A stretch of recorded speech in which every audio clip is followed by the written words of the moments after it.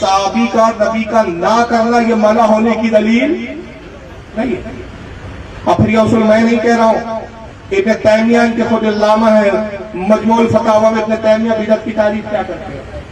جلد نمبر 3 صفحہ 195 پر مجموع الفتاوی جلد 3 صفحہ 195 پر ابن تیمیہ علامہ ابن تیمیہ ان کے بدعت کی تعریف کرتے ہوئے کہتے ہیں والبدعۃ ما خالفت الکتاب والسنہ اور اجماع سلف الامہ من الاعتقادات والعبادات. کہتے ہیں بدعت کی تعریف یہ ہے، بدعت سے مراد وہ کام ہے کہ بدعت اس کو کہتے ہیں کہ وہ اعتقاد یعنی عقیدے اور عبادات میں کتاب و سنت سے ٹکرائے. بدعت کسے کہتے ہیں؟ جو رسول کی حدیث سے ٹکرائے وہ کام بدعت. جو اللہ کے حکم سے جو بات ٹکرائے یعنی ٹکرائے تو بدعت ہے، اور ٹکراؤ نہ ہو تو بدعت نہیں. تو اب وہابیوں کے جملے ہیں کہ میلاد منانا کس حدیث سے ٹکرا رہا ہے وہ حدیث سنا. میلاد منانا بدعت ہے، قرآن کی کس آیت سے ٹکرا رہا ہے وہ بنا. اور ٹکراؤ کب ہوگا؟ جب قرآن میں موجود ہو میلاد نہ مناؤ، تم مناؤ تو اب ٹکرا رہا ہے. حدیث میں موجود ہو میلاد نہ مناؤ، اب تم مناؤ تو کہہ رہے ہیں حدیث سے ٹکراؤ ہو رہا ہے. جب حدیث میں موجود ہی نہیں نہ مناؤ تو کون ہوتا ہے نہ منانے کا فتویٰ دینے والا؟ تو میلاد منانا حدیث سے نہیں ٹکرا رہا ہے، میلاد منانا قرآن سے نہیں ٹکرا رہا ہے، اس وہابی کے قول سے ٹکرا رہا ہے. اس لیے اس کے پیٹ میں درد ہو رہا ہے. اور ان کا ابن تیمیہ خود کہہ رہا ہے کہ بدعت اسے کہتے ہیں جو کتاب و سنت کے خلاف ہو، اور کتاب و سنت ہی نہیں اور اجماع کہتے ہیں، اجماع کے خلاف ہو، علماء کے خلاف بولتے ہو. تو مجھے بتاؤ امام ابو حنیفہ اجماع میں اہم شخصیت ہے، امام مالک ہے، امام احمد بن حنبل ہے، یہ جتنے مجتہدین ہیں ان میں سے کس کا فتویٰ ہے کہ میلاد منانا حرام ہے؟ کسی ایک امام کا فتویٰ دے دو میں تمہاری غلامی کروں گا. نعرہ تکبیر، نعرہ رسالت، نعرہ رسالت. اور ایک کتاب میں لایا ہوں ساتھ میں ہدیۃ المہدی کے ہاتھ میں، مہدی السماء ان کے علامہ بہت بڑے. ہدیۃ المہدی جلد نمبر 1 ہے، اس کی صفحہ 117.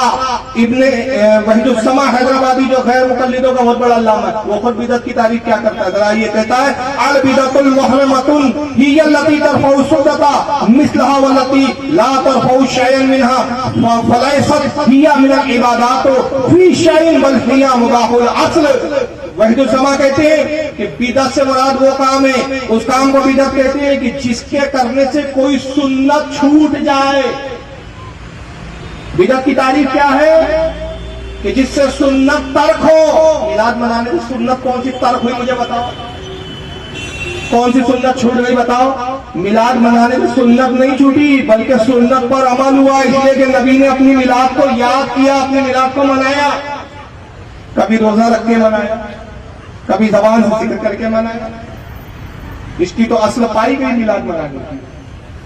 وحید السماء کہہ رہے ہیں کہ بدعت ہو کہ جو سنت سے ٹکرائے، جو سنت سے کوئی سنت کو متروک ہو جائے جس سے، اور جس بدعت کے دیکھیں جملے وحید السماء کے، جس بدعت کے کرنے سے کوئی سنت نہ ختم ہو، جو سنت نہ چھوٹے تو وہ کام اصل میں مباح اور جائز ہے.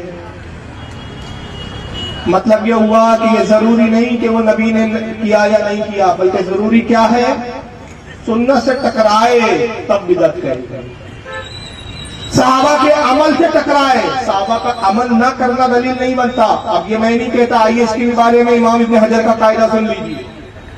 یہ سب محدثین ہیں جن کو غیر مقلد بھی مانتے ہیں کہ بیچارے مناظرے میں اسی لیے نہیں بیٹھتے. ان کو پتا ہے جب مناظرے میں بیٹھا تو وہاں کتاب کی دلیل چلتی، عقل کے گھوڑے نہیں چلتے. اور ہم تو قوم کو عقل کے گھوڑے بتا بتا کے الو اور بیوقوف بناتے ہیں. امام ابن حجر اسقلانی رحمۃ اللہ علیہ فتح الباری جلد نمبر 10 صفحہ 164 کتاب الطب باب کے اندر بدعت کی تعریف بیان کرتے ہیں حدیث نمبر 5750 کے تحت.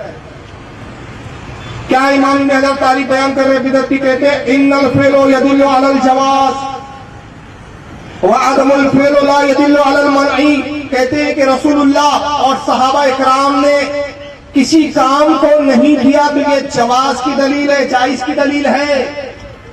صحابہ نے نہیں کیا تب بھی یہ جائز کی دلیل، رسول نے کوئی کام نہیں کیا تب بھی جائز کی دلیل.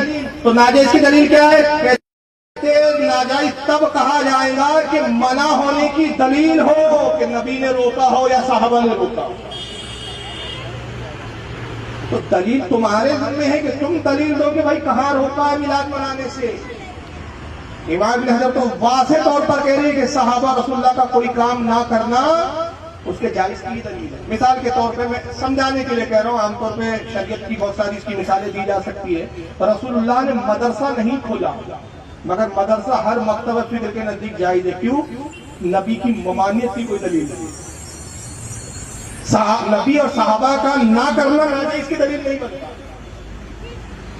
اور صحابہ رسول کر لیتے تو کیا ہوتا؟ امام ابن حمام، یہ بھی بہت بڑے امام گزرے ہیں، فتح القدیر ان کی کتاب ہے، جلد نمبر اس کی 2 صفحہ 446 پر امام ابن حمام کیا تعریف کرتے ہوئے اس بارے میں بدعت کے تعلق میں کہتے ہیں ثم الثابت بعد هذا نفي المندوبية اما ثبوت الكراهية فلا الا ان يدل دلیل آخر. کہتے ہیں کہ رسول اللہ صلی اللہ علیہ وسلم اور صحابہ نے اگر کوئی کام نہیں کیا، کوئی کام صحابی نے نہیں کیا، کوئی کام رسول نے نہیں کیا، اس سے صرف یہ ثابت ہوتا ہے کہ وہ کام سنت نہیں. کیا ثابت ہوا اس سے صرف؟ کہ وہ کام سنت نہیں. سنت کا ثواب اس پر آپ کو نہیں ملے گا. رسول کر دیتے تو سنت بن جاتا، اب وہ کام تم کرو تو اس پر ثواب ملتا. صحابہ کر لیتے، صحابہ کی سنت ہو جاتا، وہ بھی ثواب کا کام ہو جاتا. کہتے کوئی کام رسول نے نہیں کیا، کوئی کام صحابہ نے نہیں کیا، اس سے صرف اتنا ثابت ہوتا ہے کہ اب یہ کام سنت نہیں اور رہا اس کا ناجائز ہونا، تو اس کے لیے ناجائز کی دلیل درکار ہے. ناجائز کی دلیل چاہیے. بسلری کا آپ پانی پی رہے ہیں تو اس لیے جائز ہے وہ کہ نبی اور صحابہ کا کوئی ممانعت نہیں. نبی نے نہیں کہا کہ پانی کنویں کا ہی پیو، باقی اور کہیں کا مت پینا، کسی اور طریقے سے کوئی پانی تم تک پہنچے تو مت پینا، ایسا کوئی قول موجود نہیں ہے. صحابہ نے کبھی بسلری دیکھی نہیں، رسول نے کبھی بسلری دیکھی نہیں. یہ مثال ہے. تو آپ ہی بولتے ہیں یار دنیا کی مثالیں دیتے ہیں، تو یہ مثالیں سمجھانے کے لیے دی جاتی ہیں. مثال اور دلیل میں فرق ہوتا ہے. دلیل تو امام کا قول ہوتا ہے جو میں پیش کر چکا. حجت اور دلیل یہ امام کا قول ہے کہ جو صحابہ رسول نہ کرے اس سے صرف یہ ثابت کہ وہ سنت رہی، ناجائز کہنے کے لیے دلیل چاہیے. تو تمہارے سامنے دلیل دینا، مگر یہ تو عجیب ہی بات ہے یار. یہ تو ایسا ہی ہوا کہ ایک شخص نے قتل کا الزام کسی پہ لگا دیا، کورٹ میں اس کی پیشی ہوئی. اب جب اس سے کہہ رہا ہے کہ جناب آپ نے اس پہ قتل کا الزام لگایا، گواہ پیش کرو، تو کہتا الٹا جج سے کہتا جج صاحب اب آپ گواہ پیش کرو کہ یہ بڑی اچھا آدمی ہے. جاہل جج کا کو پیش کرے گا؟ الزام تمہیں لگایا نا بھائی. دنیا کے کسی کورٹ میں دیکھا ہے کیا آپ نے بھائی ایک شخص پہ قتل کا الزام لگ گیا تو ثبوت کس کو دینا پڑتا ہے؟ بولو. ہاں پولیس جمع کرتی ہے نا ثبوت کے ساتھ، اس نے قتل کیا، ملا، یہ ثبوت ہے، یہ چاقو ملا، اس پر اس کے فنگر پرنٹ، اس کے انگلیوں کے نشان، یہ گواہ ہے، یہ گواہوں نے دیکھا. یعنی جو الزام لگاتا ہے اس کے ذمہ ہوتا ہے کہ الزام کو ثابت کرے. تو الزام تم نے لگایا کہ یہ کام بدعت ہے تو ثبوت دینا تمہارے ذمہ ہے، ہمارے نہیں. ہم تو شریعت کے حساب سے بری ہے، ہمارے لیے تو اتنا ہی کافی کہ وہ بدعت ہے ہی نہیں، اور جب بدعت ہے نہیں تو ہم نے بدعت کیا گیا. مگر جب یہ دلیلوں سے نہیں بول پاتے ہیں نا یہ لوگ، ہوتا کیا ہے کہ اب ان کو پتا ہے کہ ہم بدعت تو بول کے گزر جاتے ہیں، یہ بول کے تو ہم عوام کو الو بنا دیتے ہیں. صحابہ نے نہیں کیا، رسول نے نہیں کیا. اگر ہم مناظرے میں بیٹھیں گے نہیں، مناظرے میں بیٹھ جائیں گے تو وہاں کے اماموں کے قول آئیں گے کہ بتا کسی امام نے کہا جو کام رسول نے نہیں کیا وہ بدعت ہے، تو ہم دکھائیں گے کہاں سے؟ پھر تو ہمارے مدرسے خطرے میں پڑ جائیں گے، ہمارے سعودی آقاؤں نے جو بدعت ایجاد کی، ہمارا نیشنل ڈے خطرے میں پڑ جائے گا، نوٹوں پہ ہمارا فوٹو چھاپنا خطرے میں پڑ جائے گا، ہم نے جو مسجدوں کو پکا بنایا وہ خطرے میں پڑ جائے گا. بلکہ خطرے میں نہیں پڑے گا، مسجدوں کو جو ہم خوبصورت بنا رہے ہیں نا، ماربل لگا رہے ہیں، محرابیں بنا رہے ہیں، دنیا بھر کی لوگ کر رہے ہیں مسجدوں میں، اس کے خلاف حکم موجود ہے. ابو داؤد کی حدیث ہے، آقا فرماتے ہیں کہ عنقریب وہ لوگ آئیں گے جو اپنی مسجدوں کو مزین کریں گے، سجائیں گے، سواریں گے. اللہ کی لعنت ہو یہود و نصارہ پر، انہوں نے اپنے عبادت خانوں کو سجایا، عنقریب میری امت بھی ان کے نقش قدم پر چلیں گی اور ایسی ہی مسجدیں بنائیں. منع کیا. ابو داؤد میں ایک حدیث آتی ہے، آقا کہتے ہیں اللہ نے مجھے خوبصورت مسجدوں کو بنانے سے منع فرمایا. تو خوبصورت مسجد بنانا تو منع ہے، تو جو منع ہے وہ تو تم کر رہے ہو، جہاں ممانعت نہیں وہاں فتوے لگا رہے ہو. تو تم یہ مسجد سعودیہ میں کیوں اتنی خوبصورت بنا رہے ہو, جھومر کیوں لگا رہے ہو, اے سی کیوں لگا رہے ہو؟ نبی نے منع کیا مزین مت کرو, سجاؤ مت, اللہ کی لعنت بھیجی ایسے لوگوں پر.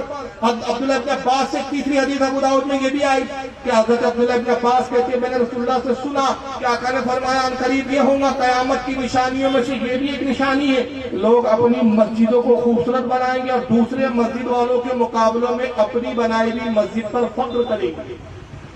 یہ بھی قیامت کی نشانی ہے. مگر آج سارے فرقے کے لوگ یہ حدیث کے خلاف مسجدیں بنا رہے ہیں خوبصورت سے.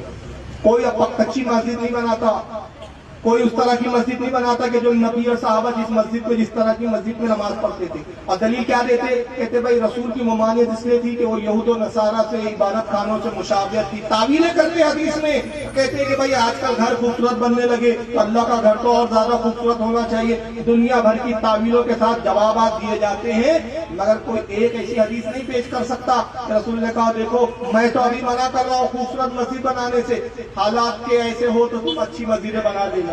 ایسی حدیث نہیں, مگر ساری جماعت کے لوگ تعویلیں پیش کریں. تو ممانعت جہاں ہے وہاں یہ کر رہے ہیں بدعت.